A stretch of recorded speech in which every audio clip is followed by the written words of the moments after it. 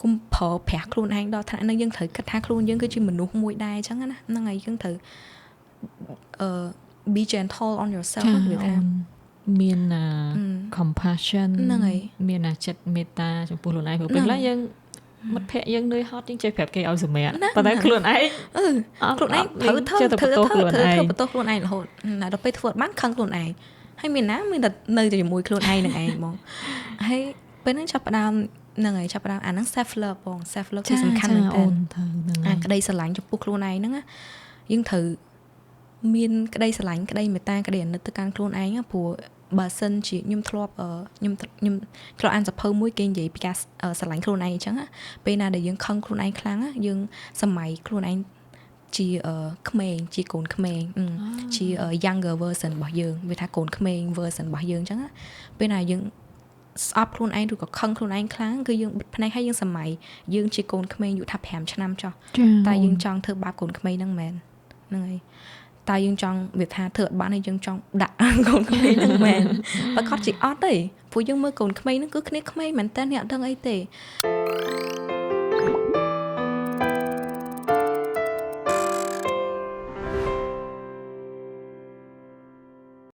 ជីឡូបាជំនួយខួរក្បាលបង្កើនការចងចាំ Mega We Care ជំរាបសួរបងប្អូនទាំងអស់គ្នាស្វាគមន៍មកកាន់អនាគត podcast episode ទី12ដែលសប្តាហ៍នេះមានការអញ្ជើញចូលរួមពីភ្ញៀវកិត្តិយសមួយរូបដែលខ្ញុំអាសាឃើញបងប្អូនទាំងអស់គ្នាសំណូមពរឲ្យខ្ញុំអញ្ជើញគាត់ចូលរួមអញ្ចឹងគាត់ជាម្ចាស់ channel YouTube មួយដែលមានឈ្មោះថា The 20s Lala ហើយអ្វីដែលខ្ញុំស្រឡាញ់ចូលចិត្តពីវីដេអូរបស់គាត់គឺគាត់ធ្វើវីដេអូវែងៗអ្នកនរនេះហើយគាត់បញ្យល់ពីការកែប្រែខ្លួនឯងនិយាយអំពីការបង្កើនភាពជឿជាក់ឬក៏ទំនុកចិត្តពីខាងក្នុងការកែប្រែនៅផ្នត់គំនិតដែលយើងមានចំពោះខ្លួនឯងអញ្ចឹងវីដេអូរបស់គាត់យើងស្ដាប់ទៅគឺយល់ពីអត្ថន័យដែលគាត់ចែករំលែកបានក្បោះក្បាយអាហ្នឹងជាអ្វីដែលខ្ញុំចូលចិត្តព្រោះជួនកាលពេលដែលយើងធ្វើវីដេអូទាំងខ្ញុំទាំងអីក៏ដោយជួនកាលយើងចង់ធ្វើវីដេអូខ្លីៗដើម្បីឲ្យមានអ្នកមើលច្រើនប៉ុន្តែខ្ញុំឃើញគាត់ខុសប្លែកពីហ្នឹងអញ្ចឹងថ្ងៃនេះខ្ញុំក៏បានអញ្ជើញគាត់មកចូលរួមនៅក្នុងកម្មវិធីរបស់យើងដូចគ្នាហើយកុំឲ្យខាតពេលយូរសូមស្វាគមន៍បងអូនស្រីឡាឡាមកក្នុងកម្មវិធីអនាគត podcast អាចណែនាំខ្លួនបន្តិចទៅកាន់ទស្សនិកជនក៏បានអូនចាអរគុណបងជំរាបសួរបងប្អូនទាំងអស់គ្នាខ្ញុំឈ្មោះឡាឡាហើយខ្ញុំជាម្ចាស់ channel របស់ YouTube The 20s Lala ហើយនិង TikTok account The 20s Lala ដូចគ្នាហើយអ្វីដែលខ្ញុំបានចែកម្លែកទៅហើយអ្នកដែលមនុស្សភាគច្រើនគាត់ស្គាល់ខ្ញុំហ្នឹងគឺជាអ្នកដែលបង្កើតមាតិកាខាងនិយាយការលើកទឹកចិត្តហើយនឹងជួយឲ្យមនុស្សយើងមាន confidence មានភាពជឿជាក់ចំពោះខ្លួនឯងអញ្ចឹងណាហើយនឹងស្រឡាញ់ខ្លួនឯងដូចគ្នា self love ដូចគ្នាចាអញ្ចឹងចាអរគុណបងដែលបានinvite ខ្ញុំមកកាន់កម្មវិធីនេះគឺខ្ញុំចង់ខ្ញុំចូលចិត្តកម្មវិធីរបស់បងអញ្ចឹងណាហើយសប្បាយចិត្តមែនតើនៅពេលដែលបងបាន invite ខ្ញុំចូលមកចាអរគុណអូនដូចគ្នាសារតែបានជជែកគ្នាពីមុននឹងបន្តិចគឺឡាឡាក៏ធ្វើដំណើរមកពីខេត្តសៀមរាបចាដើម្បីចូលរួមក្នុងកម្មវិធីរបស់យើងអញ្ចឹងមុននឹងក៏បានជជែកគ្នាជាមួយបងអូនស្រីច្រើនហើយឃើញថាជីវិតកាលពីកុមារភាពឬក៏អ្វីដែលអូនបានឆ្លងកាត់ស្តៀងទៅនឹងបទពិសោធន៍របស់បងដូចគ្នាប៉ុន្តែបើពីខាងក្រៅគេស្ដាប់មកគាត់ថាជីវិតប៉ុណ្ណឹងហើយហេតុអីបានទៅជាមានបញ្ហាផ្លូវចិត្តអីចឹងឥឡូវបងចង់ដឹងពីអូនអាចចែកម្លែកបន្ថែមទៅកាន់អ្នកស្ដាប់របស់យើងថាជីវិតកាលពីកុមារភាពឬក៏មានការចងចាំអីគេខ្លះយើងធំធាត់មករបៀបម៉េចអូនអាចចែករំលែកបានទេអូនចាអរគុណច្រើនបងចាជីវិតរបស់ខ្ញុំកាលពីក្មេងមកគឺខ្ញុំអត់សូវជាមានជាបញ្ហាអីប្រហែលធំដុំអីពេកទេបងព្រោះខ្ញុំរស់នៅក្នុងគ្រួសារមួយដែលប៉ាម៉ាក់ខ្ញុំគឺគាត់ផ្ដល់ក្តីស្រឡាញ់ឲ្យខ្ញុំហើយខ្ញុំមានបងប្រុស3នាក់ដែលគាត់ស្រឡាញ់ខ្ញុំដូចគ្នាអញ្ចឹងខ្ញុំជាកូនពៅហើយនៅក្នុងគ្រួសារអញ្ចឹងខ្ញុំអត់សូវជាមានបញ្ហាច្រើនទេមានដែរគ្រាន់ថាមានតិចតួចអញ្ចឹងណាបងអញ្ចឹងដល់ពេលខ្ញុំរស់ធំធាត់ឡើងខ្ញុំតែងតែមានការផ្គត់ផ្គង់អញ្ចឹងទៅក៏ខ្ញុំអត់ដែលមានសម្ពាធថាអូតើខ្ញុំត្រូវតែស្វែងរកខ្លួនឯងខ្ញុំត្រូវតែរៀនស្វែងយល់ពីខ្លួនឯងអីចឹងហើយខ្ញុំអត់ដឹងទេបងខ្ញុំគិតថាយើងធំធាត់ឡើង ប៉ាម៉ាក់យើងគាត់មានផ្លូវឲ្យយើងស្រាប់ហើយឬក៏អ៊ំរបស់យើងឬក៏មនុស្សចាស់នៅក្នុងបងប្អូនរបស់យើងអញ្ចឹងណាគាត់ធំគាត់និយាយថាគាត់ចាស់អញ្ចឹងគាត់មានបទពិសោធន៍ច្រើនគាត់ឆ្លាតជាងយើងអញ្ចឹងគាត់ដឹងថាអីដែលល្អសម្រាប់យើងហើយយើងមិនបាច់គិតទេរឿងហ្នឹងអញ្ចឹងហ្នឹងហើយដោយសារតែខ្ញុំអត់ដែលមានការគិតមួយដែលថាខ្ញុំត្រូវតែព្យាយាម survive ខ្លួនឯងព្យាយាមរកខ្លួនឯងអីចឹងណាខ្ញុំគិតថាអត់អីទេធំឡើងទៅយើងដឹងឯថាយើងទៅផ្លូវណាដោយសារយើងមានមនុស្សឆ្លាតជាច្រើនមនុស្សដែលល្អជាច្រើននៅក្នុងបងប្អូនអីចឹងណាទៅក៏ហ្នឹងហើយក៏ពេលដែលខ្ញុំចាប់ផ្ដើមមានអារម្មណ៍ថាវែងហ្នឹងគឺនៅពេលដែលខ្ញុំរៀនចប់ថ្នាក់ទី12ចាព្រោះខ្ញុំគិតថាពេលដែលខ្ញុំចប់ថ្នាក់ទី12ខ្ញុំអាចរៀននៅសាកលវិទ្យាល័យណាមួយទៅហើយបានការងារមួយទៅហើយចប់ហើយជីវិតខ្ញុំតែប៉ុណ្្នឹងឯងមែនអត់បងហ្នឹងហើយប៉ុន្តែក៏មានបញ្ហាតិចតួចដែរនៅក្នុងហ្នឹងដោយសារតែខ្ញុំពីក្មេងមកខ្ញុំគិតថាខ្ញុំចង់ធ្វើជារៀនខាងថ្នាំបងខាងmedication ណាដល់ពេលខាង pharmacy ចេះហ្នឹងហើយខ្ញុំតែមានខ្ញុំគិតថាខ្ញុំចង់ធ្វើហ្នឹងហើយទៅក៏ដែរសួរខ្លួនឯងថាខ្ញុំពិតជាចង់ធ្វើហ្នឹងអត់ក៏ដែរសួរទៀតតតែពេលដែលជាក់ស្ដែងពេលដែលខ្ញុំចាប់ទី12ខ្ញុំទៅប្រឡងពេទ្យហើយខ្ញុំប្រឡងអត់ជាប់ទៅក៏ខ្ញុំចាប់ផ្ដើមគិតថាអូយើងគួរតែមាន plan B ហើយព្រោះខ្ញុំអត់ដែរមាន plan B ខ្ញុំគិតថាខ្ញុំរៀនចប់ខ្ញុំចូលប្រឡងពេទ្យខ្ញុំរៀនពេទ្យខ្ញុំធ្វើអ្នកលក់ថ្នាំពេទ្យហើយជីវិតខ្ញុំប៉ុណ្ណឹងហ្នឹងហ៎បងហ្នឹងហើយមានគ្រួសារជ្រុំជ្រែងអីទៅតែប៉ុណ្្នឹងឯងចាតែដល់ពេលខ្ញុំប្រឡងអត់ជាប់ហើយខ្ញុំក៏អរគុណដែរដែលអត់ឲ្យខ្ញុំប្រឡងជាប់វាថាបើខ្ញុំប្រឡងជាប់គឺខ្ញុំអត់បានដល់មួយថ្ងៃនេះទេហ្នឹងហើយព្រោះខ្ញុំគិតថាការប្រឡងធ្លាក់ហ្នឹងវាជាចំណុចមួយដែលធ្វើឲ្យខ្ញុំចាប់ផ្ដើមថាអូយើងគួរធ្វើអីផ្សេងហើយទៅក៏អូខេអញ្ចឹងក៏ខ្ញុំចាប់ផ្ដើមថាឥឡូវគួររៀនអីផ្សេងទៀតអញ្ចឹងខ្ញុំបើថាអត់បានធ្វើពេទ្យហ្នឹងទេមានតែរៀនខាងbusiness management វាថាបើថាខ្ញុំចង់មាន business អីចឹងចេះចង់តែអត់ទាន់មានទេពេលហ្នឹងគាត់ថាយើងចង់ធ្វើអញ្ចឹងទៅក៏ចាប់ផ្ដើមសួរប៉ាម៉ាក់ឬក៏សួរបងប្អូនសួរបងពូអីចឹងទៅក៏គាត់ថាគាត់ដឹងនិយាយថាមិនដែរបងវាថាអញ្ចឹងហ្នឹងហើយវាថាខ្ញុំសួរថាអីគេដែលសមជាមួយខ្ញុំទៅក៏អត់មានតែគេដឹងហើយទៅខ្ញុំចាប់ផ្ដើមថាជីវិតខ្ញុំនៅដៃខ្ញុំខ្ញុំចាប់ផ្ដើមភ័យបណ្ដោយដល់ពេលទៅក៏ទៅប៉ាម៉ាក់របស់ខ្ញុំក៏គាត់អត់ដែរដាក់សម្ពាធថាខ្ញុំត្រូវទៅធ្វើនេះធ្វើនោះដែរគាត់ថាស្រឡាញ់អីធ្វើហ្នឹងទៅចង់រៀនអីចង់រៀនហ្នឹងទៅវាអញ្ចឹងហើយក៏គាត់បានដាក់សម្ពាធថាខ្ញុំត្រូវទៅធ្វើចង់រៀនពេទ្យត្រូវទៅចូលពេទ្យឲ្យបានឬក៏អីអត់ទេគាត់ថាធ្វើអីផ្សេងក៏បានដែរអត់អីទេអញ្ចឹងដល់ពេលអញ្ចឹងទៅខ្ញុំចាប់ផ្ដើមអូខេឥឡូវចង់ធ្វើគេសួរខ្លួនឯងចង់ធ្វើគេអត់តន់ដឹងទៀតចេះរៀនឲ្យឃើញគេរៀនbusiness management អីចឹងក៏រៀនទៅវាចេះរៀនឲ្យតែបានហ្នឹងមកតែសួរថារៀនដើម្បីអីគឺអត់ដឹងទេមកចូលរៀនសិនហ្នឹងអញ្ចឹងដល់ពេលចូលរៀនទៅក៏ចេះតែរៀនធម្មតាអញ្ចឹងក៏ខ្ញុំចូលឆ្នាំទី2ពេលហ្នឹងចាប់ផ្ដើមមានកូវីដដែរហ្នឹងហើយដល់ពេលចាប់ផ្ដើមមានកូវីដមានអីទៅបិទសាលាបិទអីទៅយើងមានពេលច្រើនដែលយើងនៅជាមួយខ្លួនឯងពេលហ្នឹងគឺអត់ដឹងអីទាំងអស់ហ្មងថាឥឡូវធ្វើអីគេទៀតអត់មើលអត់ឃើញហ្មងបងទៅក៏ពេលហ្នឹងគ្រួសាររបស់ខ្ញុំក៏មានបញ្ហាមួយដែលជាមួយនឹងការបាត់បង់បងហើយបញ្ហាមួយហ្នឹងឯងដែលធ្វើឲ្យខ្ញុំចាប់ផ្ដើមមានអារម្មណ៍ថាខ្ញុំគួរតែធ្វើអីមួយខ្ញុំចាប់ផ្ដើមមានអារម្មណ៍ថាខ្ញុំអត់គួររស់នៅបែបហ្នឹងទៀតទេបញ្ហាហ្នឹងវាធ្វើឲ្យខ្ញុំប៉ះពាល់ទៅលើផ្លូវអារម្មណ៍របស់ខ្ញុំជាមួយនឹងដែរខ្ញុំជួបរឿងធំអញ្ចឹងណាបងទៅក៏គ្រួសារខ្ញុំហ្នឹងក៏យើងទទួលបានរឿងបែបហ្នឹងកើតឡើងមកក៏ខ្ញុំត្រូវតែផ្លាស់ពីរៀន2ឆ្នាំហ្នឹងបើកវងកញ្ចក់តិចដោយសារពេលដែលខ្ញុំចប់ទី12ខ្ញុំទៅរៀន2ឆ្នាំទៀតហ្នឹងខ្ញុំនៅភ្នំពេញខ្ញុំផ្លាស់ពីស៊ីមេបទៅនៅភ្នំពេញតែដល់ពេលរៀនបាន2ឆ្នាំក៏គ្រួសារមានបញ្ហាមួយចំនួនខ្ញុំត្រូវផ្លាស់ប្ដូរពីភ្នំពេញមកស៊ីមេបវិញអញ្ចឹងពេលហ្នឹងខ្ញុំមកផ្ទះវិញដល់ពេលអញ្ចឹងទៅក៏ខ្ញុំឃើញគ្រួសារខ្ញុំធម្មតាដែលយើងនៅជាមួយគ្រួសាររាល់ថ្ងៃយើងអត់ដឹងទេថាគ្រួសារយើងបែបណាយើងស៊ាំបងដល់ពេលយើងទៅផុតមួយឆ្នាំ2ឆ្នាំយើងមកវិញយើងមានអារម្មណ៍ផ្សេង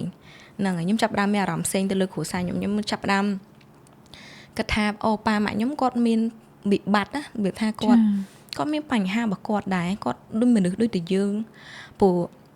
ខ្ញុំធំធាត់ឡើងប៉ាម៉ាក់ខ្ញុំដូចជាវាថាបង្គោលមួយដែលខ្ញុំអាចទៅរកគាត់បានអញ្ចឹងគាត់អាចជួយដោះស្រាយ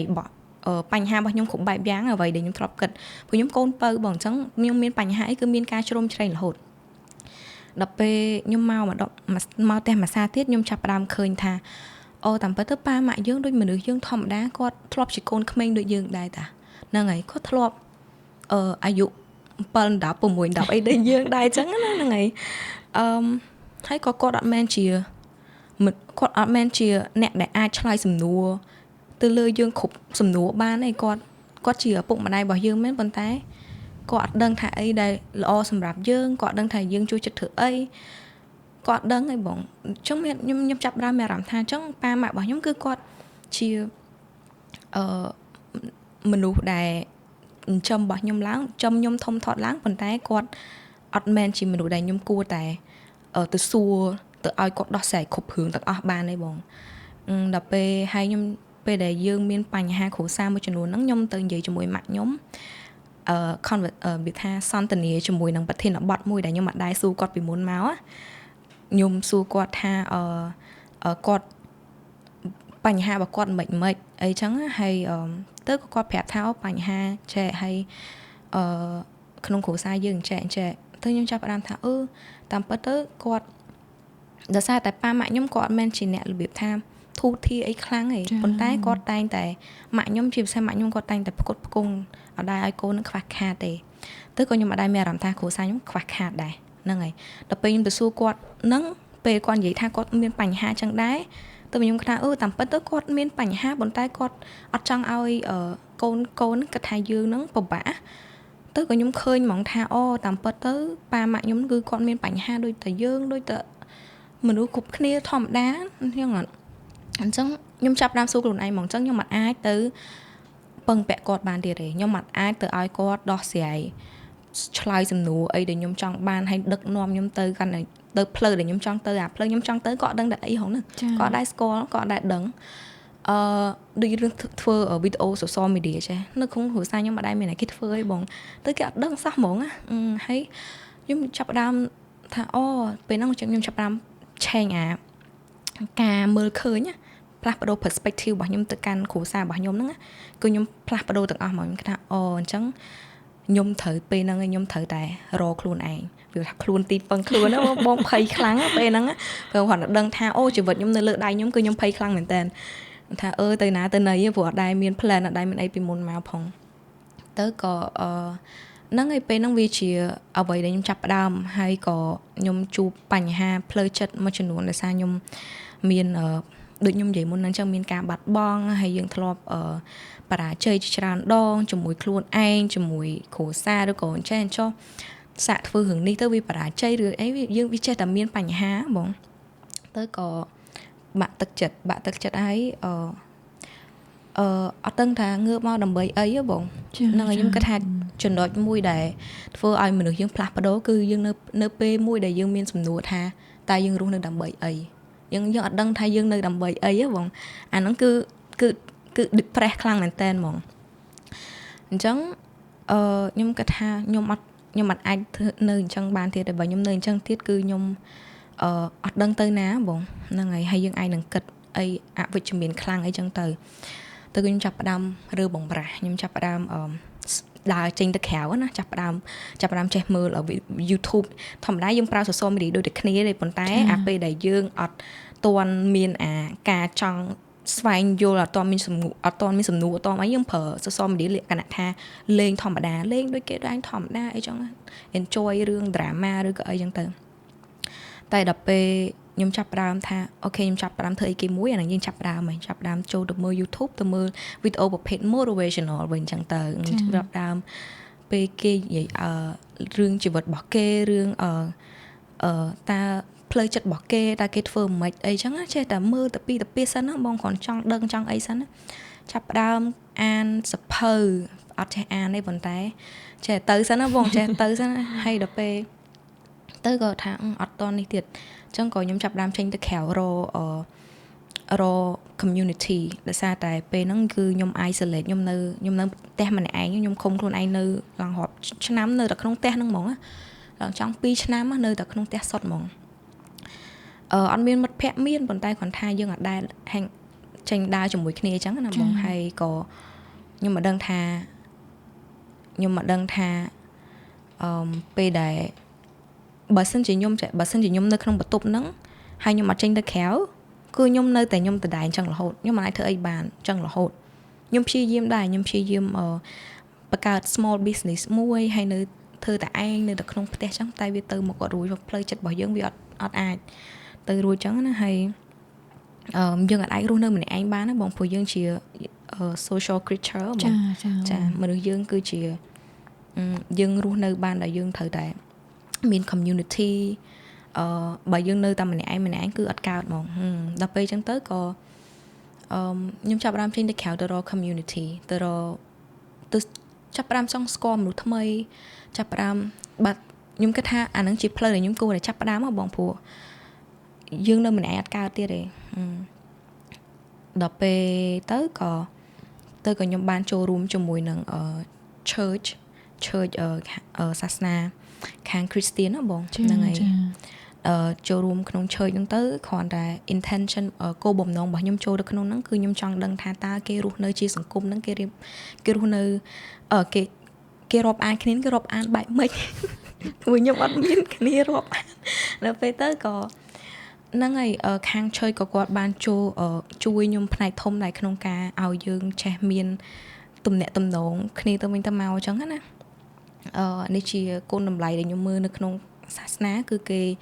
miền community cái miền menu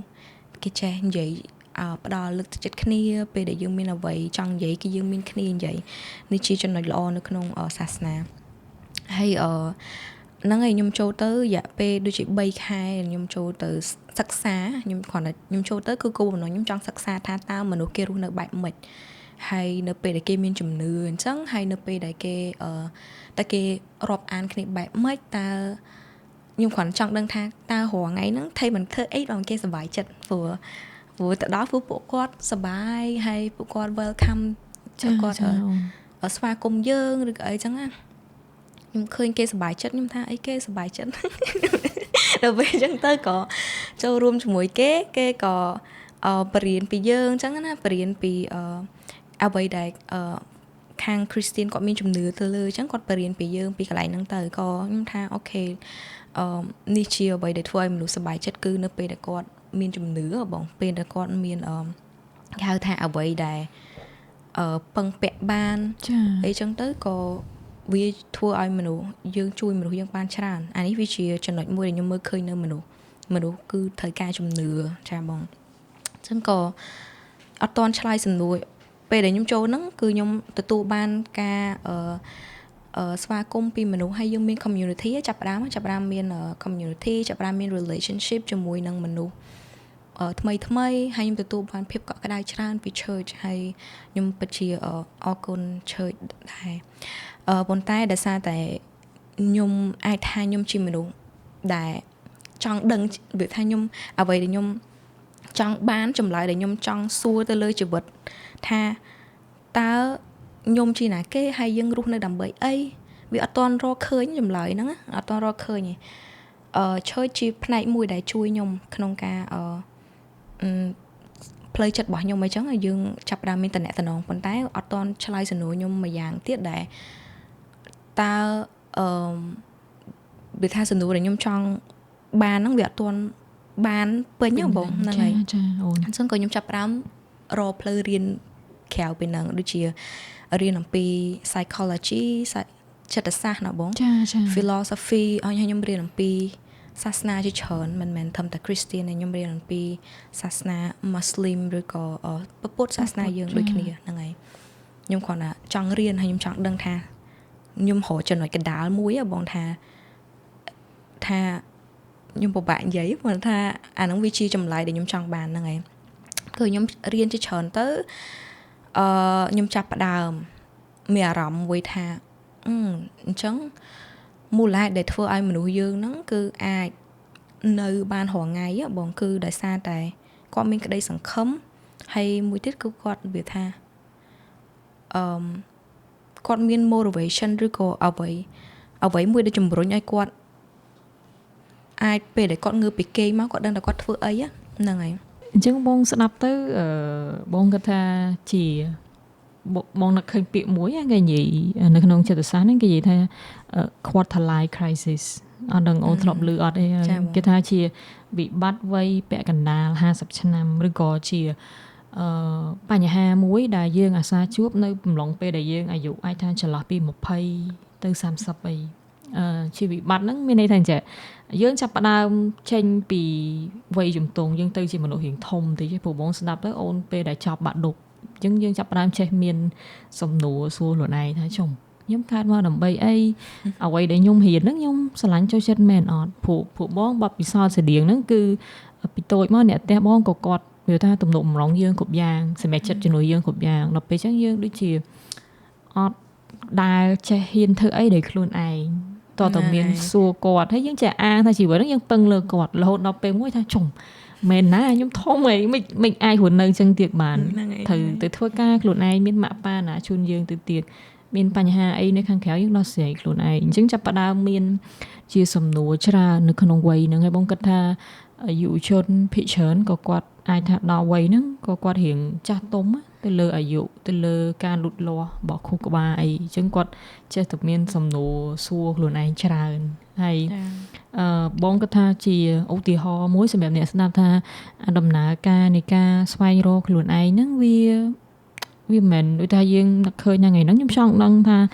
ខ្ញុំកើតមកដើម្បីអីស្អែកឡើងយើងទៅរកឃើញឯងស្តៀងបងអាដំណើរការហ្នឹងវាទាមទារពេលវេលាហើយយើងទៅសាកល្បងមិញអូនអាចទៅវិហារសាសនាការបងអាចទៅចូលរួមសិក្ខាសាលាអញ្ចឹងទៅអានសភៅខ្លះអូនទៅនឹកឃើញមើលវីដេអូអ្នកនេះអ្នកនោះខ្លះដែលគេចែករំលែកអញ្ចឹងប្រមូលយកអាព័ត៌មានហ្នឹងបន្តិចទៅចាប់ផ្ដើមរៀងស្គាល់ខ្លួនឯងបានខ្លះយល់ពីខ្លួនឯងបានខ្លះហើយបងគិតថា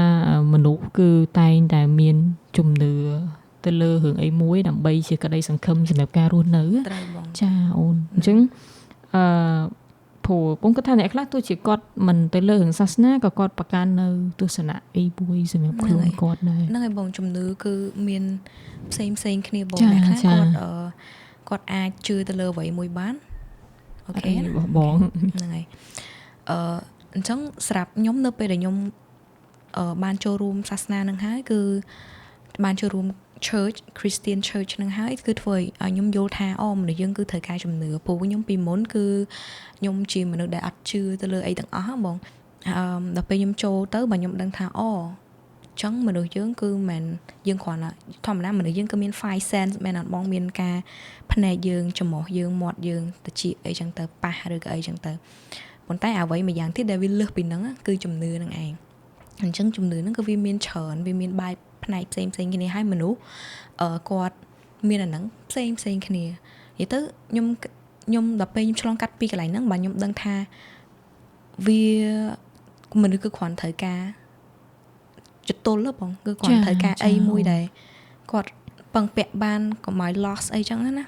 ទៅបាទខ្ញុំចាប់ផ្ដើមគិតថាខ្ញុំឲ្យតម្លៃទៅកាន់សាសនាបងខ្ញុំមិនដែរជឿពីមុនចឹងឯងតែទោះបីជាឥឡូវនេះខ្ញុំអត់មែនជា Christian ខ្ញុំអត់មែននៅចូលរួមឆើយទៅក៏ដោយប៉ុន្តែខ្ញុំឲ្យតម្លៃគឺខ្ញុំឲ្យតម្លៃគ្រប់សាសនាទាំងអស់ព្រោះខ្ញុំគិតថាសាសនាគឺ core វាថាឬគោលនៃសាសនាគឺគ្រាន់តែចង់ឲ្យមនុស្សហ្នឹងគឺមានគេហៅថាអីដែលពឹងពាក់បានអីដែលយើងទៅរត់ទៅរកបានឬក៏អីចឹងណាបងឲ្យមាន community មានអីច្រើនផ្នែកដែលវិជ្ជមាននៃសាសនាគឺបែបហ្នឹងគឺធ្វើឲ្យមនុស្សមានគេហៅថា hope បងមានក្តីសង្ឃឹមហ្នឹងហើយអញ្ចឹងគឺខ្ញុំឲ្យតម្លៃព្រោះខ្ញុំយល់ដឹងថាមនុស្សជាច្រើនដែលគាត់ទៅរកជំនឿអញ្ចឹងគឺនៅពេលដែលគាត់វាថាអត់មានអីទេអត់មានភ្លើងអត់មានអីនៅក្នុងខ្លួនអត់មានអីទាំងអស់ depression វាថាគាត់បាក់ទឹកចិត្តខ្លាំងអាងឹតខ្លាំងមិនគាត់ចាប់ផ្ដើមរកបងអញ្ចឹងគឺហ្នឹងហើយអានេះបើអ្វីដែលចំណុចមួយដែលធំគឺខ្ញុំបានរៀនអំពី ជំនឿទៅបើខ្ញុំគិតថាអូតាមពិតទៅមនុស្សយើងទៅគឺថាត្រូវការជំនឿតែសម្រាប់ខ្ញុំគឺខ្ញុំត្រូវការដូចគ្នាប៉ុន្តែខ្ញុំត្រូវការវាថាឲ្យវា make sense ណាបងហ្នឹងហើយឲ្យវាថាឲ្យខ្ញុំដឹងថាអាហ្នឹងវាអីគេបងទៅខ្ញុំចាប់ផ្ដើមអានសភៅខ្ញុំចាប់ផ្ដើមរៀនអំពីខ្ញុំសុំ mention សភៅមួយដែលគាត់បានជួយខ្ញុំខ្លាំងមែនទែនគឺអ្នកសរសេរសភៅហ្នឹងឈ្មោះ Joe Dispenza ហ្នឹងហើយសភៅគាត់ហ្នឹងគឺ Become Supernatural សភៅហ្នឹងគឺជាសភៅដែលទី1ដែលធ្វើឲ្យខ្ញុំមានអារម្មណ៍ថាខ្ញុំមានពន្លឺបងព្រោះអីគាត់បកស្រាយពីជំនឿបកស្រាយអំពីជំនឿទៅលើខ្លួនឯងហ្នឹងប៉ុន្តែលក្ខណៈវិទ្យាសាស្ត្រអញ្ចឹងទៅក៏គាត់មានវាថា meditation ការតាំងសមាធិអញ្ចឹងណាហើយនៅពេលដែលសមាធិហ្នឹងធ្វើឲ្យមនុស្សយើងហ្នឹងខួរក្បាលរបស់យើងផ្លាស់ប្ដូរបែបម៉េចធ្វើឲ្យបេះដូងរបស់យើងផ្លាស់ប្ដូរបែបម៉េចនៅពេលដែលយើងដាក់ខ្លួនឯងនៅក្នុងកន្លែងដែលសមាធិហើយយើងអាចមានឥទ្ធិពលទៅលើខ្លួនឯងដែលយើងអាចធ្វើរឿងហ្នឹងបានដោយខ្លួនឯងផ្លាស់ប្ដូរការគិតអីបានដោយខ្លួនឯងគឺនឹងឯងចេញពីសភៅរបស់គាត់ហ្នឹងគាត់បកស្រាយទាំងអស់អញ្ចឹងវាត្រូវជាមួយខ្ញុំបងវាត្រូវជាមួយខ្ញុំព្រោះខ្ញុំត្រូវការសិក្សារបៀបថាមានឧទាហរណ៍មានផុសតាងមានអីចឹងណាតឹងក៏ខ្ញុំចាប់ផ្ដើមដឹងថាអូអញ្ចឹងមានន័យថាយើងវាមានចំណុចមួយដែលយើងអាចគេហៅថាអនុវត្តរបៀបថា spiritual បងហ្នឹងហើយអញ្ចឹងវាអត់មែនត្រូវការយើងត្រូវតែចូលសាសនាទៅខាងណាសាសនាគឺគេ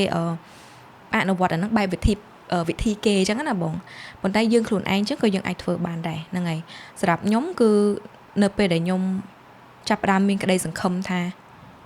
ខ្ញុំអាចផ្លាស់ប្ដូរជីវិតខ្ញុំបានហើយអានេះវាជាខ្ញុំគិតថាចំណុចមួយនេះគឺចំណុចធំដែលខ្ញុំបង្កើត channel YouTube របស់ខ្ញុំមក channel TikTok របស់ខ្ញុំមកដូចគ្នាគឺនៅពេលដែលខ្ញុំដឹងថាខ្ញុំអាចកែប្រែជីវិតរបស់ខ្ញុំបានអស្ចារ្យបងនិយាយថាខ្ញុំអត់ដែរគិតអញ្ចឹងខ្ញុំអត់ដែរគិតថាខ្ញុំអាចកែប្រែជីវិតខ្លួនឯងបានហ្នឹងហើយទៅក៏យើងអាចធ្វើបានណាបងព្រោះដូចជាអត់មានណាគេយើងធំធាត់ឡើងដូចអត់មានណាគេនិយាយអញ្ចឹងផងខ្ញុំអត់ដែរឮអញ្ចឹងយើងដែរតែឮថាយើងត្រូវតែ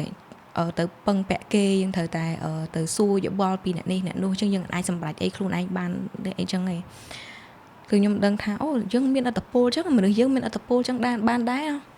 ទៅក៏ខ្ញុំចាប់ផ្ដើមអនុវត្តម្ដងតិចណាចាប់ផ្ដើមថាអូខេបើសិនជាខ្ញុំនៅក្នុងបន្ទប់ប្រថ្ងៃហើយអត់ហ៊ានទៅក្រៅតើខ្ញុំមានបញ្ហាអីគេកន្លែងហ្នឹងគឺខ្ញុំដោយសារខ្ញុំបាក់ទំនុកចិត្តហើយខ្ញុំមានបញ្ហាបាក់ទឹកចិត្តអញ្ចឹងទៅយើងអត់ហ៊ានចេញទៅក្រៅហើយយើងអត់ហ៊ានទៅជួបមនុស្សព្រោះយើងគេហៅថាយើងអត់មានអីជាខ្លួនឯងបងយើង insecure បងទៅជួបគេយើងនឹងនិយាយអីដល់ពេលទៅវាធ្វើឲ្យមនុស្សចេះចង់នៅម្នាក់ឯងព្រោះយើង comfort វាស្រួលយើងអត់បាច់ត្រូវគិតច្រើនហ្នឹងហើយទៅខ្ញុំថាឥឡូវបើសិនជាយើងចង់មានទំនុកចិត្តទៅលើខ្លួនឯងយើងរកអីគេមួយអីគេដែលជាយើងនឹងរកអីគេមួយចាប់បានឥឡូវខ្ញុំចាប់បានសួរខ្លួនឯងប្រកែគេជួយចិត្តអីគេធ្វើអីគេឥឡូវធ្វើអីគេ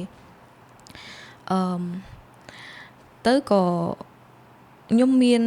gift របស់ខ្ញុំមួយហ្នឹងដែលខ្ញុំមានពីមុនមករៀងយូរហើយប៉ុន្តែយើងអាចចាប់អារម្មណ៍បងគឺគេហៅថាសមត្ថភាពនៅក្នុងការនិយាយហ្នឹងហើយប៉ុន្តែខ្ញុំជាមនុស្សដែរនិយាយបងវាថាពីក្មេងមកនៅក្នុងគ្រួសារខ្ញុំនៅក្នុងគ្រួសារក៏ដោយនៅក្រៅក៏ដោយគឺខ្ញុំអត់សូវនិយាយទេពាក្យច្រើនខ្ញុំគិតថាមូលហេតុដែលខ្ញុំអត់និយាយដោយសារខ្ញុំ level observe ខ្ញុំ level របៀបថាគិតទៅបងសង្កេតចាហ្នឹងហើយសង្កេតហ្នឹងហើយអញ្ចឹងវាធ្វើឲ្យខ្ញុំអត់សូវនិយាយតែខ្ញុំ level សង្កេតច្រើនតែអានេះវាជាសមត្ថភាពរបស់ខ្ញុំមួយដែលខ្ញុំមានហើយរាល់ពេលដែលខ្ញុំនិយាយគឺតែងតែមានគេចូលចិត្តភាគច្រើនហ្មងហើយមួយទៀតគឺនៅពេលដែលដូចថាខ្ញុំមានមិត្តភ័ក្តិអីចឹងមិត្តភ័ក្តិខ្ញុំមានបញ្ហាអីតែងតែមកសួរខ្ញុំរហូតតែងតែសុំ advice ពីខ្ញុំរហូតតាំងតែខ្ញុំនឹងអត់ជាមនុស្សធម្មតាអង្គគេប៉ុន្តែមានអារម្មណ៍ថាខ្ញុំអាចជាមនុស្សម្នាក់ដែលពេលដែលគេចង់សុំ advice ឬក៏អីពេលដែលខ្ញុំនិយាយទៅគឺខ្ញុំអាចជួយគេបានតាំងពីខ្ញុំនៅរៀនបងខ្ញុំនៅរៀនគឺមិត្តភ័ក្តិខ្ញុំមានរឿងអីសួរសុំ advice សុំអីរហូតតែខ្ញុំអត់ដែរចាប់អារម្មណ៍ទេថាខ្លួនឯងយើងមានអាកាដូមួយកន្លែងហ្នឹងដូចថាយើងអាចមានសមត្ថភាពចឹងបានអត់ដែរចាប់អារម្មណ៍ទេហើយខ្ញុំចាប់អារម្មណ៍បានមួយទៀតនៅពេលដែលខ្ញុំនិយាយចាប់ផ្ដើមហ៊ានថតខ្លួនឯង នៅក្នុងវីដេអូថតខ្លួនឯងនៅក្នុង Instagram ថតលេងថតចោលពេលហ្នឹងខ្ញុំនិយាយអីតិចតួចទេគ្រាន់តែផុសចោលអញ្ចឹងណាតែក៏មានបងស្រីម្នាក់ដែលគាត់ថាមិត្តភក្តិក៏បានដែរគាត់បានមើល story ខ្ញុំហើយគាត់និយាយពេលដែលគាត់ជួបនៅក្រៅគាត់ថាឡាបងគិតថាណៃពេលដែលណៃនិយាយនៅក្នុង story គឺបងចង់ស្ដាប់ហ្មងហ្នឹងគាត់និយាយអញ្ចឹងចាថាបងចង់ស្ដាប់ហ្មងបងគិតថាណៃគួរតែអាសាធ្វើបែបហ្នឹងព្រោះមានអារម្មណ៍ថាគឺបងចង់ស្ដាប់ហើយអ្វីដែលណៃនិយាយហ្នឹងគឺវាថាមានក្បាលមានកតុយមានគោលបំណងមានអីនៅក្នុងហ្នឹងអញ្ចឹងគឺធ្វើឲ្យមនុស្សគេចង់ស្ដាប់ហើយខ្ញុំអត់ដឹងថាខ្លួនឯងមានកន្លែងហ្នឹងឯងទៅក៏ស្ដាប់ហើយអូខេក៏បានចាប់អារម្មណ៍ទៀតហ្នឹងហើយអ្វីដែលខ្ញុំដឹងថាខ្ញុំមានសមត្ថភាពមួយក្នុងការចែកម្លែកក្នុងការនិយាយលើកទឹកចិត្តគេក្នុងការបកស្រាយអីចឹងគឺនៅពេលដែលខ្ញុំចាប់ផ្ដើមស្វែងរកខ្លួនឯងដូចខ្ញុំប្រាប់ពីមុនហ្នឹងណាចាប់ផ្ដើមសួរខ្លួនឯងយើងជួយចិត្តធ្វើអីហ្នឹងខ្ញុំចាប់ផ្ដើមចេញទៅក្រៅចាប់ផ្ដើមធ្វើអីគេដែលខ្លួនឯងចង់ធ្វើថាទៅហាងកាហ្វេទៅអីម្នាក់ឯងអីចឹងសាកធ្វើសិនទៅរៀនរស់ដោយខ្លួនឯងរបៀបចឹងបងពឹងពាក់ខ្លួនឯងខ្លះអីខ្លះមើលធ្វើបានអត់ហ្នឹងហើយតែក៏យកចេញទៅអត់ធ្វើបានហ្នឹង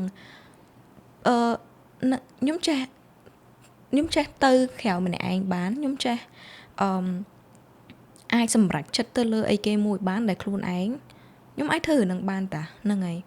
ទៅក៏ខ្ញុំចាប់ផ្ដើមមានទំនុកចិត្តតិចតួចណាថាអូយើងអាចធ្វើអីគេមួយបានណាទៅក៏ចាប់ផ្ដើមសរសេរផុសនៅក្នុង Instagram story របស់ខ្ញុំតាក់ទងនឹងវាថា mental health វាថាផ្លូវចិត្តហើយគួរតែធ្វើអីដែលឲ្យយើងសប្បាយចិត្តដូចថាជូនខ្លួនឯងទៅកន្លែងណាមួយនិយាយទៅធ្វើអីដែលយើងចង់ធ្វើចេះហ្នឹងហើយខ្ញុំចាប់ផ្ដើម share ចែកម្លែកអត់ទាន់ផុសវីដេអូក្នុង TikTok ទេតែខ្ញុំចាប់ផ្ដើមផុស story អីចឹងឲ្យ motivation ឲ្យមិត្តភ័ក្តិរបស់ខ្ញុំអីឃើញអញ្ចឹងណាហ្នឹងហើយតែក៏ពេលដែលខ្ញុំធ្វើទៅគឺមានអ្នក reply story របស់ខ្ញុំហ្នឹងគេថាអ្វីដែលខ្ញុំនិយាយហ្នឹងគឺវាល្អចឹងនិយាយចឹងគេថាខ្ញុំបកកែនៅកន្លែងហ្នឹងហើយខ្ញុំអត់ដឹងខ្ញុំចេះធ្វើសិនហ្នឹងប៉ុន្តែក៏មានមនុស្សចាប់ផ្ដើមគិតថាធម្មតាដែលយើងធ្វើអីដែលយើងស្រឡាញ់ហ្មងដែលយើងបញ្ចេញចេញទៅគឺមនុស្សគេទទួលបានអារម្មណ៍មួយហ្នឹងហ្មងគេមានអារម្មណ៍ហ្នឹងហ្មងគឺខ្ញុំទទួលបានមនុស្សជាច្រើនដែលគាត់ពេញចិត្តអ្វីដែលខ្ញុំធ្វើដូចថាចែកម្លែក quote ឬក៏អីដែល opinion របស់ខ្ញុំការមើលឃើញរបស់ខ្ញុំអីមួយចឹងខ្ញុំសរសេរខ្ញុំអត់ទាន់ហ៊ានធ្វើវីដេអូខ្ញុំសរសេរវាថាផុសចឹងណាទៅក៏មានមនុស្សជាច្រើនដែលពេញចិត្តពេលហ្នឹងខ្ញុំចាប់ផ្ដើមមាន confidence ទីទួយខ្ញុំចាប់ផ្ដើមថាអូចឹងពេលដែលខ្ញុំធ្វើទៅគឺមានអ្នកចាប់អារម្មណ៍មានគេអាចនិយាយថាគេខ្ញុំអាចជួយគេបានណាបងខ្ញុំអាចជួយគេរឿងអីគេមួយបានណាខ្ញុំសប្បាយចិត្តណាពេលហ្នឹងក៏ខ្ញុំចាប់ផ្ដើមធ្វើអីមួយនៅក្នុង TikTok ចាប់ផ្ដើមបង្កើតក្នុង TikTok ហើយបង្កើតaccount របស់ខ្ញុំហ្នឹងហើយធម្មតាផុសពីមុនផុសធម្មតាតែដល់ពេលដែលខ្ញុំដឹងថាអានេះជាអ្វីដែលខ្ញុំអាចធ្វើបានគឺខ្ញុំចាប់ផ្ដើមថាអូខេខ្ញុំសួរខ្លួនឯងថាពីមុនយើងធ្លាប់ធ្វើអីគេដែលយើងបានសម្រេចហើយយើងចែកម្លែកអាហ្នឹងទៅកាន់មនុស្សព្រោះពេលខ្លះគេមានបញ្ហាហ្នឹងដែរប៉ុន្តែគេអត់ទាន់បានសម្រេចកន្លែងហ្នឹងគេអាច take inspiration ពីនឹងបានអញ្ចឹងណាអូខេខ្ញុំសួរខ្លួនឯងពីមុនខ្ញុំអាចធ្លាប់ឲ្យគេធ្វើខ្ញុំធ្លាប់ធ្វើបានអីគេខ្លះព្រោះយើងមិនមែនអត់ដែរសម្រេចរឿងបានទាំងអស់ហើយបងយើងធ្លាប់គ្រាន់តែថាយើងភ្លេចអីចឹងហើយយើងអត់ដែរចាប់អារម្មណ៍ថាយើងមានសមត្ថភាពទៅក៏រឿងមួយដែលខ្ញុំគិតថាឱកាសសម្បកដើមដៃរបស់ខ្ញុំអញ្ចឹងណាហ្នឹងហើយខ្ញុំមិនដឹងថាបងឯងបើអត់ដែរមើល TikTok ខ្ញុំទេប្រហែលតែអ្នកដែលមើល TikTok ខ្ញុំពីដំបូងគាត់ដឹងហើយថាខ្ញុំចែកម្លែកអីគេខ្ញុំចែកម្លែកinsecurity បានពីមុនខ្ញុំមាន insecurity ការដើមដៃរបស់ខ្ញុំធំហើយទៅក៏ខ្ញុំធ្លាប់មាន mindset មួយថា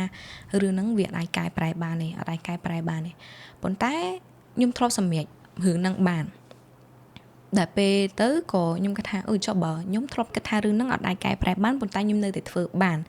វាជា accomplish មួយដែលវាមិនតកតនឹងបានដៃខ្ញុំទេតែតកតនឹងការគិតរបស់យើងឃើញអត់នៅពេលដែលយើងអត់ដែរធ្វើបានតែយើងអាចធ្វើបានតាទៅខ្ញុំចែកម្លែកថានេះជា insecurity របស់ខ្ញុំពីមុនហើយខ្ញុំគិតថាខ្ញុំអត់ដែរកែប្រែបានដែរឥឡូវខ្ញុំកែប្រែបានហើយបែបចឹងណាទៅក៏ពេលហ្នឹងខ្ញុំ account របស់ខ្ញុំចាប់ផ្ដើម grow ហើយចាប់ផ្ដើមមានគេមើលវីដេអូរបស់ខ្ញុំហ្នឹងគេថាវីដេអូរបស់ខ្ញុំគឺជួយចែកម្លែកគេបានហើយគេវាថាវាមិនមែនត្រឹមតែការ កែប្រែ insecurity របស់យើងឯងប៉ុន្តែវាកែប្រែទាំងការគិតរបស់យើងទៅលើខ្លួនឯងទៀតនឹងអាហ្នឹងជាគោលបំណងខ្ញុំចង់ចាក់ដាក់ចេញទៅគឺថាយើងអាចធ្វើអីមួយបានយើងអាចកែប្រែខ្លួនឯងបានមាន insecurity មែនយើងអាច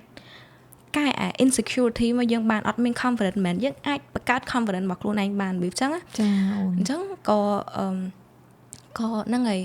មនុស្សគេចាប់ផ្ដើមជួយចិត្តហើយគេចាប់ផ្ដើមស្គាល់ខ្ញុំថាជាមនុស្សម្នាក់ដែលចែកម្លែកការលើកទឹកចិត្តរបៀបថាយើងអាចធ្វើបានខ្ញុំចង់ប្រាប់គេដល់ប៉ុណ្្នឹងថាអីដែលយើងគិតថាខ្លួនឯងធ្វើអត់ដែរបានពីមុនអីដែលយើងស្អប់ខ្លួនឯងឬក៏អីហ្នឹងយើងអាចកែប្រែវាបានមែនអត់ព្រោះយើងរស់នៅដដែលតើបើយើងរស់នៅដដែលយើងមិនធ្វើអីមួយទៅវាអញ្ចឹងអានៅក៏មានបញ្ហាអាមិនវាថាចេះបើយើងរស់នៅដដែលវាមានតែពីរឯមួយរស់នៅដោយគិតអវិជ្ជមានទៅលើខ្លួនឯងហើយធ្វើអីអត់បានវាអញ្ចឹងវាថារស់នៅតាមអញ្ចឹងរហូតហើយមួយទៀតយើងរស់នៅដដែលតើហើយយើងមិនយកចាប់ផ្ដើមយកអាហ្នឹងមកធ្វើអីគេមួយផ្សេងចឹងយើងគិតដល់មានរឿងអីដែលត្រូវឲ្យត្រូវលើសឬក៏អីយើងមកយើងរស់នៅធម្មតាដដែលហ្នឹងយើងមិនធ្វើអីមួយរបៀបចឹងអូខេហ្នឹងហើយចឹងក៏ពេលហ្នឹងទំនុកចិត្តរបស់ខ្ញុំចាប់ផ្ដើមមានណាហ្នឹងហើយចាប់ផ្ដើមមានព្រោះយើងចាប់ផ្ដើមធ្វើអីមួយបានហើយមានគេនិយាយថាមានមនុស្សជាច្រើនដែលគេ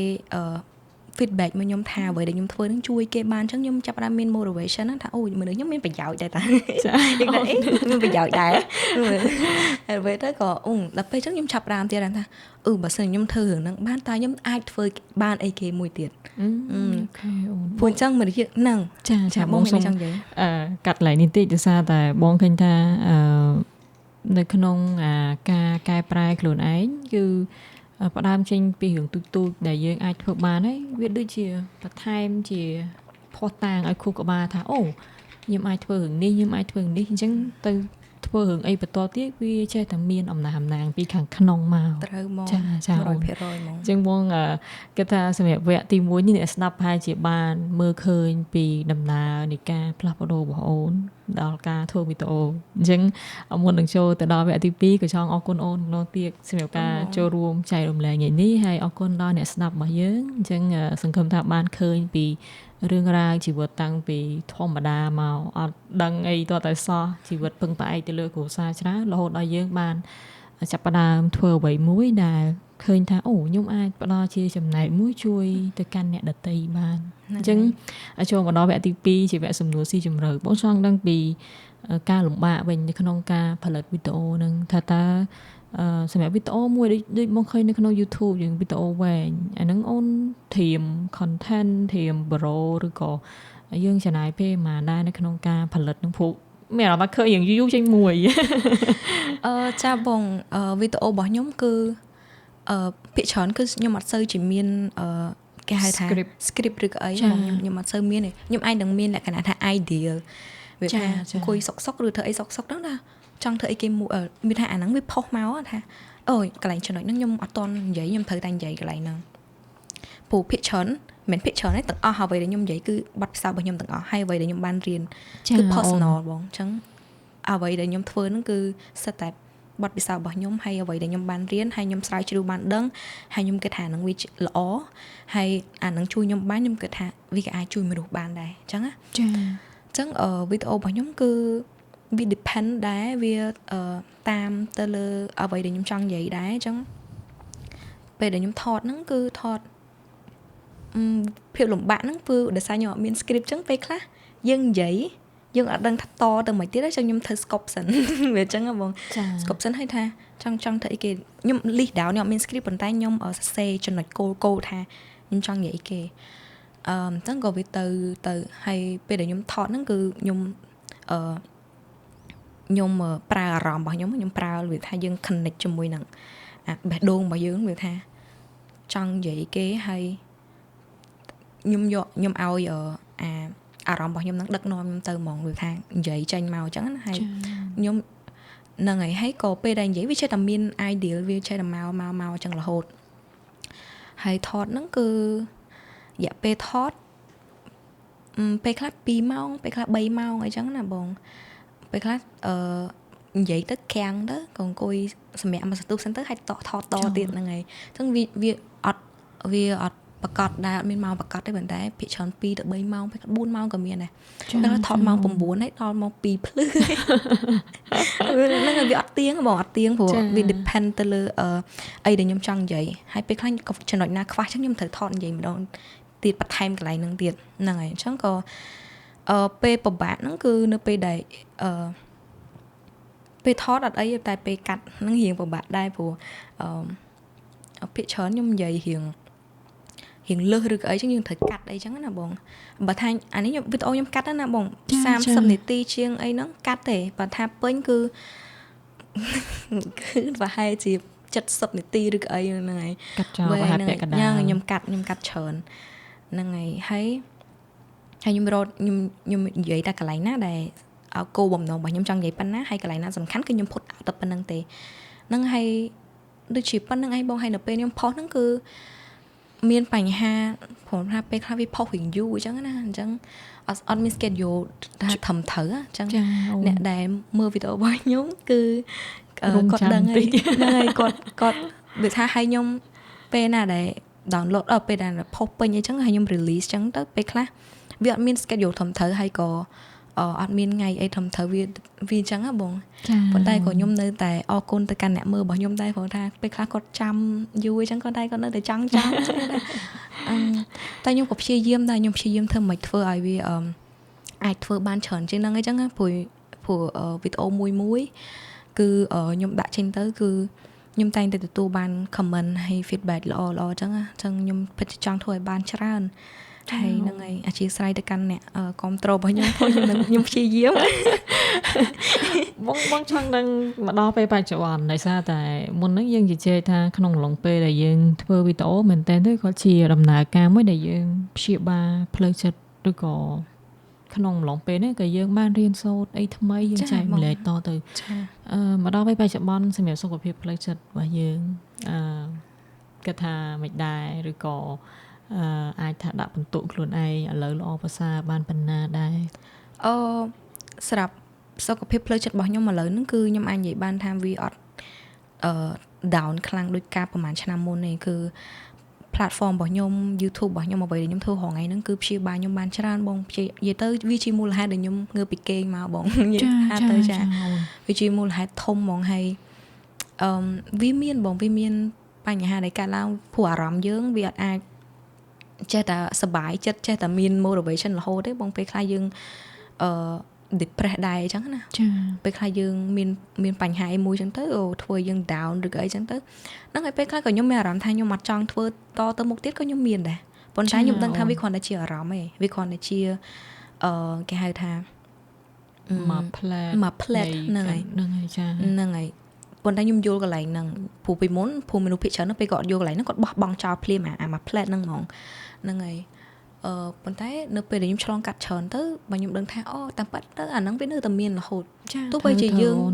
ជោគជ័យប៉ុណ្ណាក៏ដោយទោះបីជាយើងទៅដល់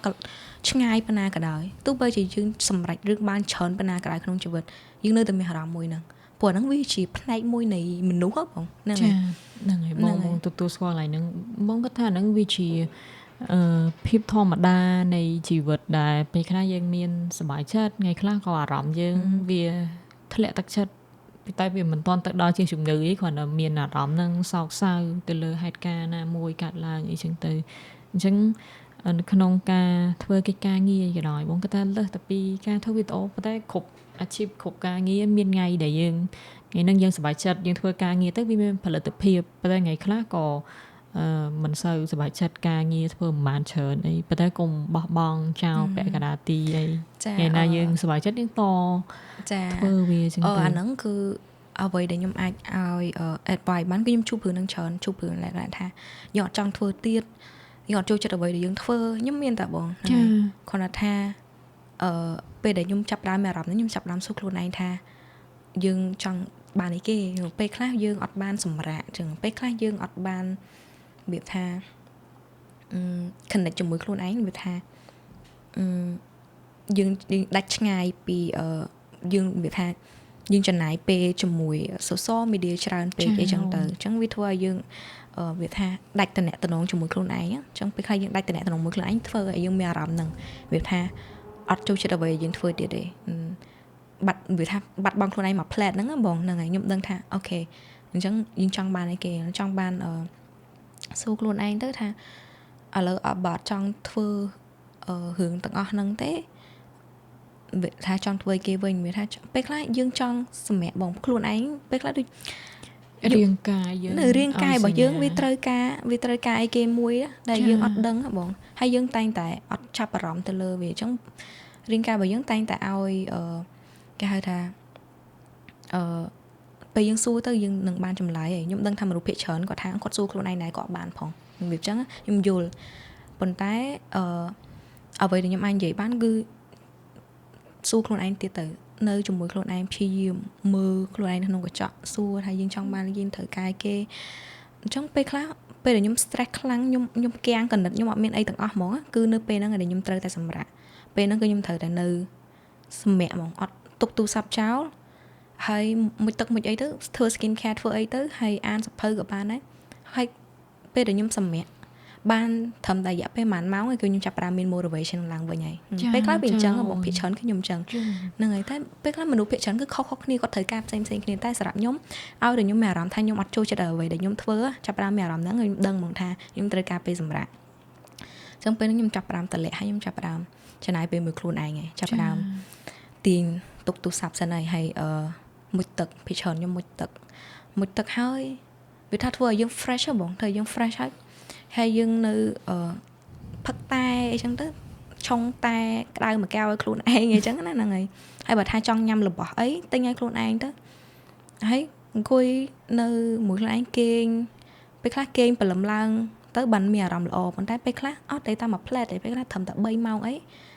ចាប់ផ្ដើមមាន motivation ឡើងវិញថាអូខេចាប់ផ្ដើមមានមកវិញហើយបងកន្លែងនេះបងគិតថាទៅលើ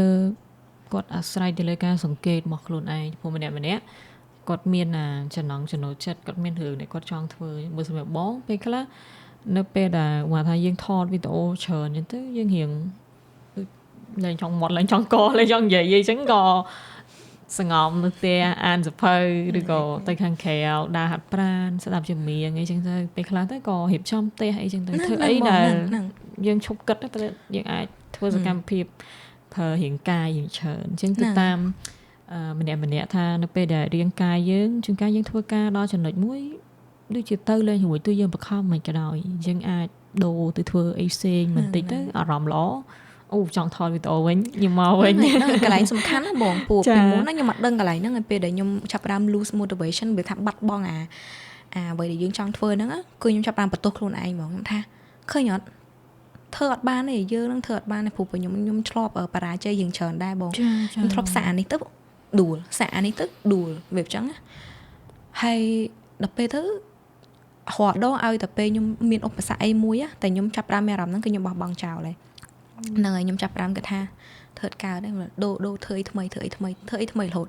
ស្វែងរកនេះស្វែងរកនោះរហូតអញ្ចឹងវាជាអ្វីដែលខ្ញុំបានរៀនពីខ្លួនឯងថាពីមុនគឺយើងចូលចិត្តបន្ទោសខ្លួនឯងយើងចូលចិត្តវាថាយើងជាសត្រូវរបស់ខ្លួនឯងហ្មងបងវាថាពេលយើងមានអារម្មណ៍ល្អខ្លាំងអូចេះដល់ពេលយើងអារម្មណ៍ឡើងល្អគឺស្អប់ខ្លួនឯងភ្លាមអញ្ចឹងទៀតហើយគ្រឿងនឹងកើតឡើងមកច្រើនហើយទៀតហ្មងគេថាកន្លែងហ្នឹងគឺអត់កែហ្មងវាថាបន្ទោសខ្លួនឯងអញ្ចឹងហ្មងហើយដល់ពេលយើងឆ្លងកាត់មកច្រើនទៅមកដល់កន្លែងនេះបើខ្ញុំដឹងថាតាមពិតទៅយើងអត់យល់ពីខ្លួនឯងវាថាយើងអត់មានពេលស្វែងយល់ពីខ្លួនឯងថាយើងត្រូវការអីហើយគុំវាថាគុំដាក់ខ្លួនឯងគុំនិយាយទៅគុំចេះគុំប្រើប្រាស់ខ្លួនឯងដល់ថ្នាក់ហ្នឹងយើងត្រូវគិតថាខ្លួនយើងគឺជាមនុស្សមួយដែរអញ្ចឹងណាហ្នឹងហើយយើងត្រូវbe gentle on yourself វាថាមាន compassion ហ្នឹងហើយមានចិត្តមេត្តាចំពោះខ្លួនឯងព្រោះពេលខ្លះយើងមិត្តភ័ក្ដិយើងនឿយហត់យើងចេះប្រាប់គេឲ្យសម្រាប់ប៉ុន្តែខ្លួនឯងខ្លួនឯងត្រូវបន្ទោសខ្លួនឯងរហូតដល់ពេលធ្វើអត់បានខឹងខ្លួនឯងហើយមានណាមានតែនៅជាមួយខ្លួនឯងនឹងឯងហ្មងហើយពេលហ្នឹងចាប់ផ្ដើមហ្នឹងហើយចាប់ផ្ដើមអាហ្នឹង self love បង self love គឺសំខាន់មែនតើអាក្តីស្រឡាញ់ចំពោះខ្លួនឯងហ្នឹងយើងត្រូវមានក្តីស្រឡាញ់ក្តីមេត្តាក្តីអាណិតទៅកាន់ខ្លួនឯងព្រោះបើសិនជាខ្ញុំធ្លាប់អានសភៅមួយគេនិយាយពីការស្រឡាញ់ខ្លួនឯងអញ្ចឹងពេលណាដែលយើងខឹងខ្លួនឯងខ្លាំងយើងសម័យខ្លួនឯង ជាក្មេងជាកូនក្មេងជា younger version របស់យើងវាថាកូនក្មេង version របស់យើងអញ្ចឹងពេលណាយើងស្អប់ខ្លួនឯងឬក៏ខឹងខ្លួនឯងខ្លាំងគឺយើងបិទភ្នែកហើយយើងសម័យយើងជាកូនក្មេងយូរថា5ឆ្នាំចុះតែយើងចង់ធ្វើបាបកូនក្មេងហ្នឹងមែនហ្នឹងហើយតែយើងចង់វាថាធ្វើអត់បានហើយយើងចង់ដាក់កូនក្មេងហ្នឹងមែនបើគាត់ជាអត់ទេព្រោះយើងមើលកូនក្មេងហ្នឹងគឺគ្នាក្មេងមែនតើអ្នកអត់ដឹងអីទេអញ្ចឹងហ្នឹងហើយត្រូវតែមានចិត្តមេត្តាទៅកាន់ខ្លួនឯងខ្ញុំដឹងថាមនុស្សយើងគឺមានភាពបរាជ័យច្រើនយើងមានគេហៅថាមិនល្អអត់ខ្ចោះហ្នឹងហើយយើងអត់ល្អអត់ខ្ចោះហើយយើងធ្វើកំហុសហ្នឹងហើយយើងធ្វើកំហុសច្រើនបងអញ្ចឹងយើងដឹងថាយើងបានធ្វើអីគេខ្លះហើយយើងខឹងខ្លួនឯងយើងគុំគួនមកខ្លួនឯងណាគេក៏មានកន្លែងហ្នឹងដែរអញ្ចឹងយើងត្រូវតែដឹងថាអត់អីទេអាបញ្ហាគេហៅថាកំហុសទាំងប្រមាណហ្នឹងគឺធ្វើឲ្យយើងហ្នឹងអាចរៀនបន្ថែមពីកំហុសរបស់យើងឲ្យយើងមកដល់កន្លែងនេះបានអញ្ចឹងយើងមកដល់កន្លែងនេះបានដោយសារតែយើងមានversion ដែលយើងធ្លាប់ធ្វើកំហុសជាច្រើនហ្នឹងដែរអញ្ចឹងបើយើងគិតពីកន្លែងហ្នឹងយើងឡើងយើងយ៉ាងហើយណាក៏យើងឡើងសូវខឹងខ្លួនឯងគុំគួនខ្លួនឯងយើងគិតថាអត់អីទេថាអញ្ចឹងនៅពេលដែលយើងមានអាហ្នឹងទៅបានយើងបានដឹងល្អជាងហ្នឹងណាអានេះជាវិធីដែរមនុស្សជាច្រើនគាត់គួរតែមើលឃើញអញ្ចឹងវិញគុំធ្វើបាបខ្លួនឯងខ្ញុំធ្លាប់ធ្វើបាបខ្លួនឯងច្រើនខ្ញុំដឹងខ្ញុំយល់អារម្មណ៍ហ្នឹងតែហ្នឹងហើយលើកលែងទោសឲ្យខ្លួនឯងលើកលែងទោសខ្លួនឯងហើយនៅតែមានអញ្ចឹងរហូតដែរមិនថាយើងទៅដល់យើងធ្លាប់accomplish វាថាសម្រេចរឿងច្រើនប៉ុណ្ណាក៏ដោយតែក៏នៅតែមានពេលខ្លះយើងទៅខឹងជាមួយខ្លួនឯងអញ្ចឹងវិញដែរប៉ុន្តែចំណុចដែលយើងចង់និយាយហ្នឹងគឺរាល់ពេលដែលយើងមានអារម្មណ៍ហ្នឹងដក clear សិនវាថាឈប់សិនវាថាគុំទុនតោតាមអារម្មណ៍មួយនឹងមួយផ្លែតឈប់មួយផ្លែតហើយដកដង្ហើមវែងអញ្ចឹងទៅហើយសួរខ្លួនឯងថាយើងចង់បានអីគេអញ្ចឹងណាហើយយើងត្រូវការសម្រាប់ដូចបងឯងអញ្ចឹងដើរស្ដាប់បទចម្រៀងហាត់ប្រាណទៅណាទៅណីអញ្ចឹងហើយយើង relax មួយផ្លែទៅហើយយើងចាប់ផ្ដើមមកវិញហើយអត់អីទេអត់អីវាមួយផ្លែហ្នឹងទេបងហ្នឹងហើយបងគិតថានេះជាអ្វីដែលអ្នកស្ដាប់គាត់អាចសាកល្បងត្រឡប់ទៅសង្កេតពីខ្លួនឯងឃើញអូនចែកម្លែកពីផ្នត់គំនិតការអានការអភិវឌ្ឍខ្លួនអីបើសិនជាអាចចែកម្លែកសភៅដែលអូនស្រឡាញ់ចូលចិត្តឬក៏អានហើយវាកែប្រែផ្នត់គំនិតយើងបានច្រើនអាចចែករំលែកសភៅ3ចំណងជើងទៅកាន់អ្នកស្ដាប់អីបានអត់ចាសភៅដែលខ្ញុំនៅតែអានដល់រាល់ថ្ងៃហើយខ្ញុំពិតជាស្រឡាញ់ខ្លាំងដូចខ្ញុំនិយាយមុនហ្នឹងអញ្ចឹងគឺ Joe Dispenza Becoming Supernatural ហើយសភៅមួយទៀតគឺ The Four Agreements ខ្ញុំអត់ដឹងថា author ឈ្មោះអីខ្ញុំភ្លេចបាត់ហើយប៉ុន្តែជាសភៅដែលធ្លាប់ចែកម្លែកនៅក្នុង channel YouTube របស់ខ្ញុំដែរហើយមួយទៀតដូចជាមានច្រើនណាស់មួយណាទេមួយទៀតដូចជាgood vibe good life បងចា good vibe good life ហ្នឹងក៏ល្អដែរជាសិតតែសភៅដែល beginner ឬថាអ្នកដែលរៀនអានដំបូងតែសភៅខ្ញុំគឺភាគច្រើនជាភាសាអង់គ្លេសប៉ុន្តែយើងអាចបកប្រែនៅក្នុងបណ្ណាគារឬក៏អីបានមានបានតែនេះជាសភៅដែលធ្លាប់អានហើយខ្ញុំគិតថាវាជួយខ្ញុំបានច្រើនអញ្ចឹងណាបងចាហើយមានម្នាក់ទៀតឈ្មោះគាត់មានសភៅតែខ្ញុំអត់តអានសភៅគាត់ប៉ុន្តែក៏ខ្ញុំបានមើលវីដេអូគាត់ឬក៏អីចឹងជួយខ្ញុំបានច្រើនតែគាត់ចាក់លោកបាត់ហើយឈ្មោះ Louise Hay ហ្នឹងក៏គាត់និយាយច្រើនទៅកាន់ self love affirmation វាថាយើងនិយាយល្អទៅកាន់ខ្លួនឯងនិយាយទៅភាគច្រើន content របស់គាត់គឺ self love គឺការស្រឡាញ់ខ្លួនឯងនឹងតែម្ដងអញ្ចឹងគាត់បរៀនខ្ញុំបានច្រើនក្នុងការមានការ compassion ដែលវាថាមេត្តាទៅកាន់ខ្លួនឯងអញ្ចឹងណាបងហើយមានចំណុចមួយខ្ញុំចង់ share ចាំម្លែកដែលខ្ញុំរៀនបានពី Louise Hay ពេលដែលខ្ញុំចាប់ផ្ដើមព្យាបាលផ្លូវចិត្តរបស់ខ្លួនឯងហ្នឹងខ្ញុំចាប់ផ្ដើមស្ដាប់វីដេអូរបស់គាត់មុនចូលគេអញ្ចឹងណាហើយមាន clear មួយដែលគាត់និយាយថាចំពោះអ្នកដែលយើងមានអារម្មណ៍ថាប៉ាម៉ាក់របស់យើងហ្នឹងគឺអត់ល្អគ្រប់គ្រាន់អីចឹងណាគាត់ដែលមានគេហៅថាធម្មតាប៉ាម៉ាក់របស់យើងគឺគាត់អត់ perfect ទេគាត់ដូចមនុស្សយើងធម្មតាអញ្ចឹងគាត់ធ្លាប់ក្មេងគាត់ធ្លាប់ជំទង់គាត់ធ្លាប់ជួបរឿងអញ្ចឹងដូចតែយើងអញ្ចឹងនេះប៉ុន្តែពេលខ្លះគាត់អាចទាំងអ្វីដែលគាត់ចង់ធ្វើគាត់អាចធ្វើបានដោយសារតែសង្គមរបស់គាត់គឺ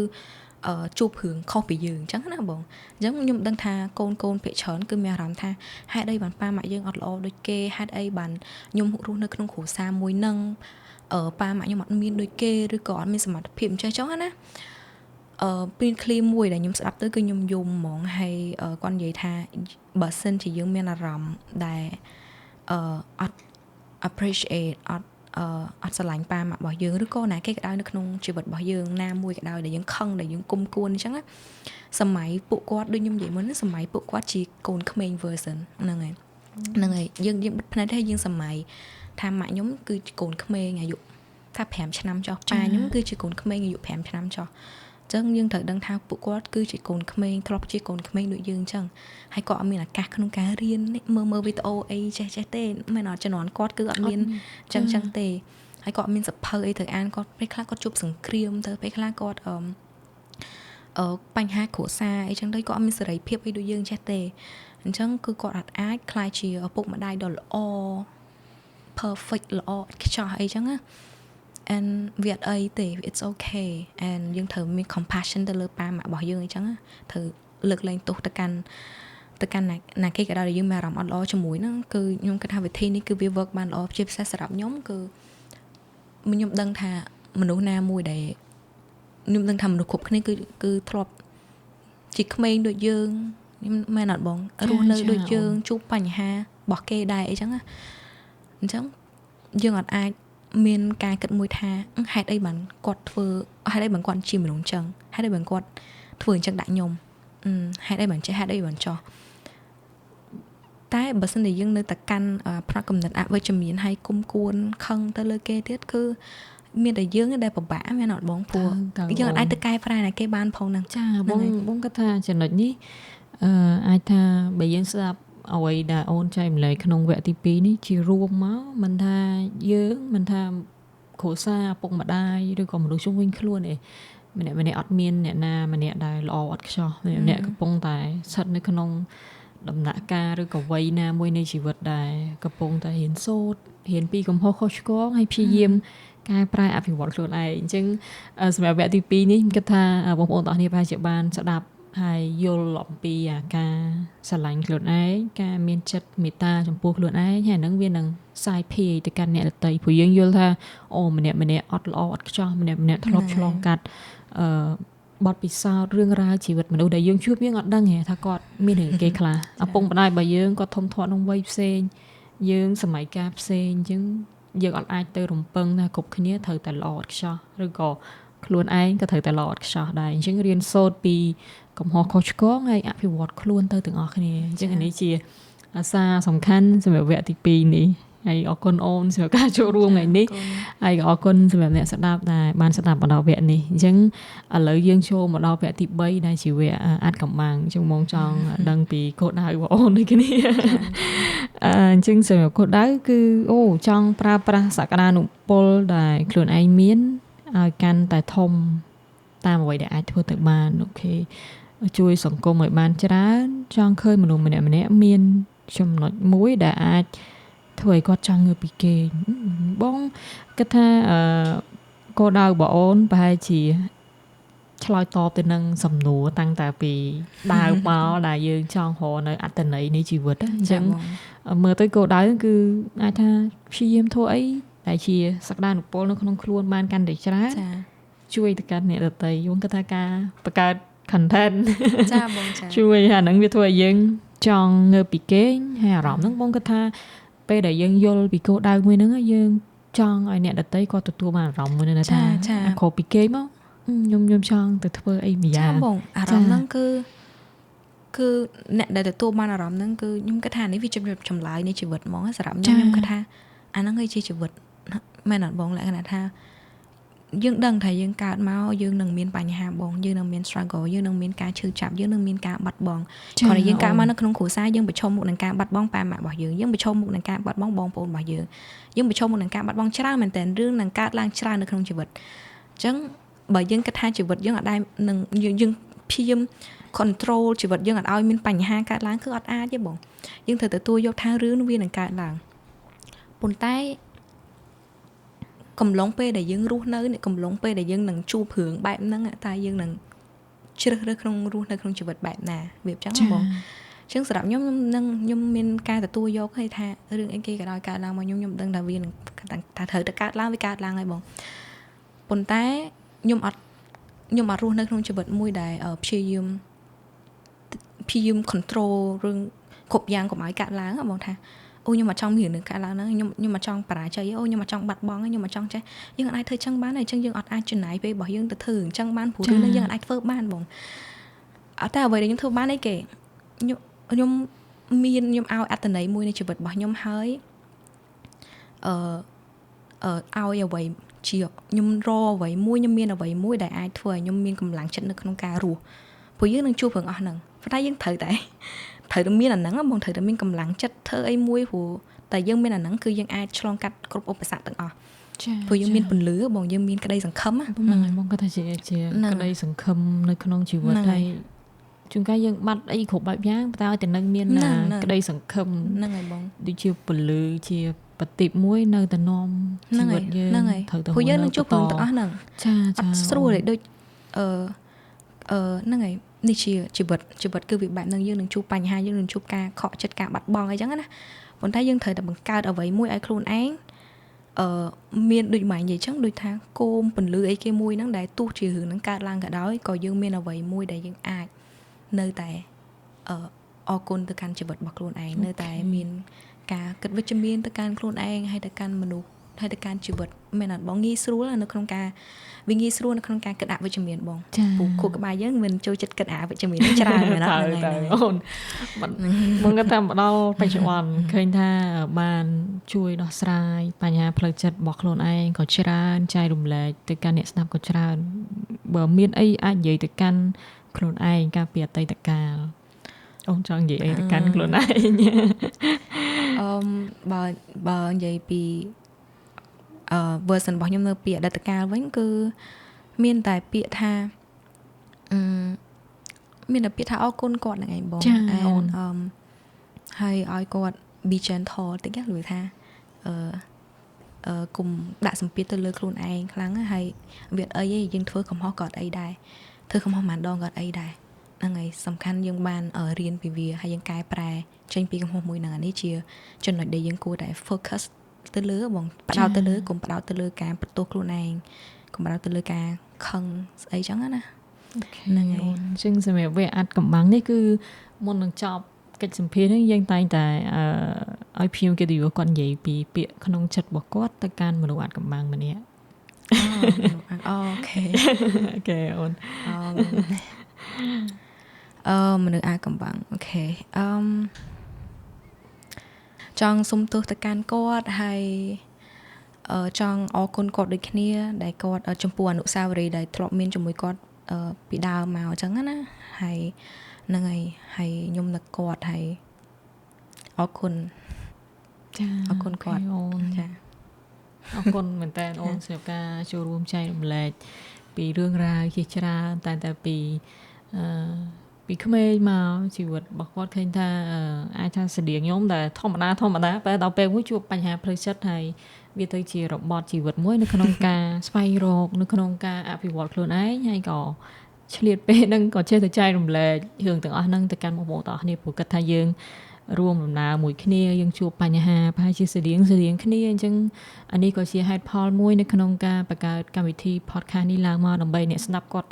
ជួបបញ្ហាស្តៀងវាគ្មិនឬក៏ស្តៀងភាពកិត្តិយសឬក៏ខ្ញុំមានអីគឺខ្ញុំចេះតែចែករំលែកទៅគាត់អាចយកចំណុចណាមួយក៏បានដែរទៅដោះស្រាយទៅអភិវឌ្ឍព្រោះមែនតើទៅគឺចុងក្រោយយើងជាដូចបងនិយាយជា social creature ជាសត្វសង្គមយើងរស់នៅរួមគ្នាយើងរៀនសូត្រពីគ្នាផ្ដល់កម្លាំងចិត្តឲ្យគ្នាអញ្ចឹងអរគុណបងម្ដងទៀតសម្រាប់ការចូលរួមថ្ងៃនេះហើយក៏អរគុណដល់អ្នកស្ដាប់របស់យើងដែលបានស្ដាប់មកដល់ចំណុចនេះហើយក៏សូមអភ័យទោសបើសិនជាមានជាកំហុសខុសឆ្គងអីហើយក៏អរគុណបងប្អូនទាំងអស់គ្នាម្ដងទៀតសម្រាប់ការគ្រប់គ្រងកម្មវិធីអនាគត podcast ហើយយើងជួបគ្នានៅ EP ក្រោយបន្តទៀតជីឡូបាជំនួយខួរក្បាលបង្កើនការចងចាំ Mega We Care